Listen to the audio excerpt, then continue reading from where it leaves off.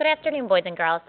Today in class, I assigned you to read Jane Goodall's 10 Ways to Help Save Wildlife for homework. This genre is expository nonfiction. Expository nonfiction, as we talked about in class today, explains a person, a thing, or an idea. As you read, you will notice how the author gives both facts and opinions based on those facts. Now, as you know, we have discussed facts and opinions this week, so you should know much about them. Please make sure, as you are reading, you are aware of the facts and opinions that are addressed in this expository nonfiction genre. Also, ask yourself, how does Jane Goodall feel about wild animals? After you are reading, you will probably be able to answer that question.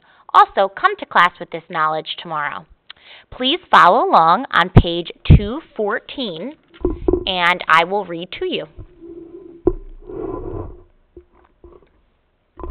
Chimpanzees are our closest living relatives. I have been lucky enough to spend most of my life studying these fascinating creatures. Now I travel the world teaching about wildlife conservation. Along the way, I've met thousands of caring young people who are enthusiastic about helping protect animals and who want to know what they can do to help. Here are 10 suggestions.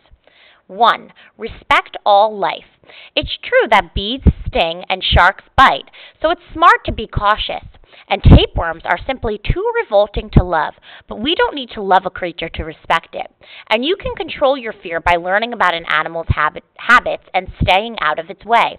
In all my years in the forest, not once did any leopard, buffalo, snake, or scorpion hurt me.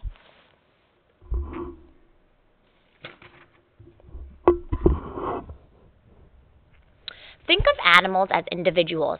When I first began writing reports about my study subjects and referred to them by name, scientists were shocked. They thought I should give chimpanzees like Flo and David Graybeard identifying numbers instead of names. But names are important. They make animals special. Once I was giving a speech, and a fly flew into the room. I had just been talking about the need to respect all life. Oh no, I thought, somebody is going to swat that fly. So I said, do you see that fly who has came in through the window? I think her name is Elizabeth. And nobody swatted that fly. By naming the fly Elizabeth, I helped people see her as more than just another insect. Elizabeth had become an individual. 3. Dare to admit that humans aren't the only thinking, feeling beings on the planet. How do I know?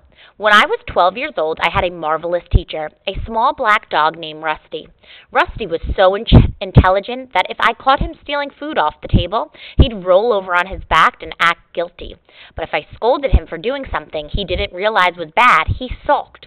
Rusty would go over to the wall and sit with his nose almost touching it. Even if I offered him walks or nibbles, he wouldn't budge. Only when I went down on my knees and apologized to him would Rusty stop sulking. Here is Rusty here, how cute he is.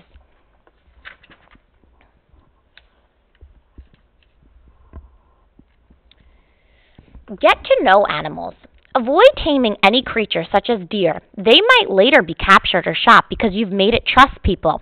But if it and you will be safe, try setting out food for the animal to eat. Then sit quietly a little distance away and observe. Take notes and try to imagine what the animal's life is like. You can do the same with a pet. Yours is someone else's. Number 5, be willing to learn from animals. Many possess mysterious powers that humans lack. I am in awe of migrating birds, butterflies, and salmon, which all manage to navigate across thousands of miles of unfamiliar territory. And I am amazed when I hear about pets like Ninja, a tomcat who traveled 850 miles to get to his old home. Soon, after moving with his owners from Utah to Washington State, Ninja disappeared. He showed up again a year later, back at their old house in Utah. How did he find it?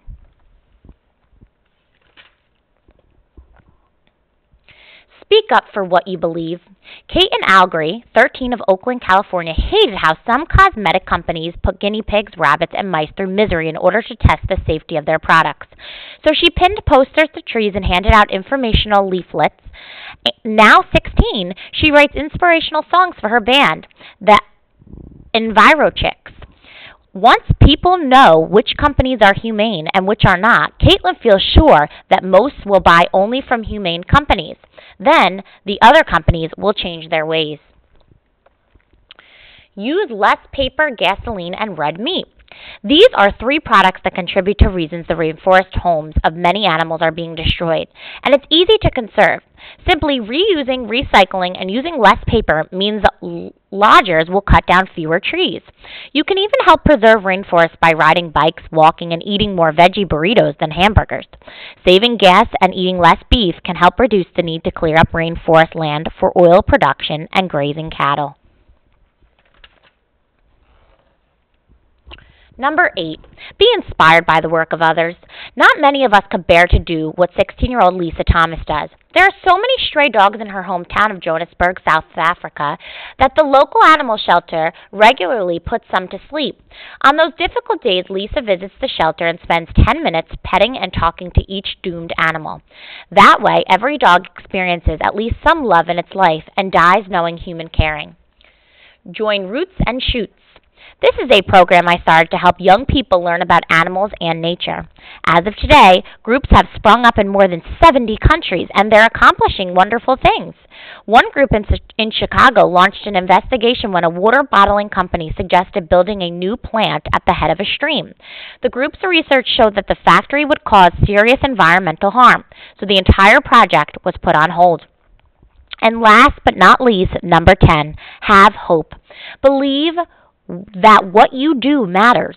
Yes, you're only one person out of more than 6 billion people living on this planet. And yes, a lot of damage has been done. But just think, if you and I and everyone else who reads this takes care not to harm the environment, animals, or each other, what a difference it will make. Together, we can change the world.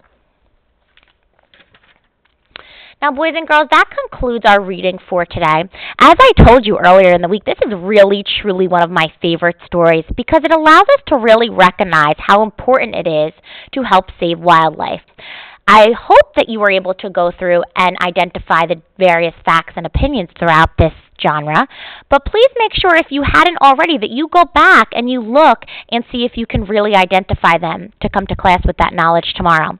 I hope you have a wonderful night. Don't forget to complete your online assignment, which could be found under online assignments on Miss Anderson's website. Thank you, boys and girls. I will see you tomorrow. Bye-bye.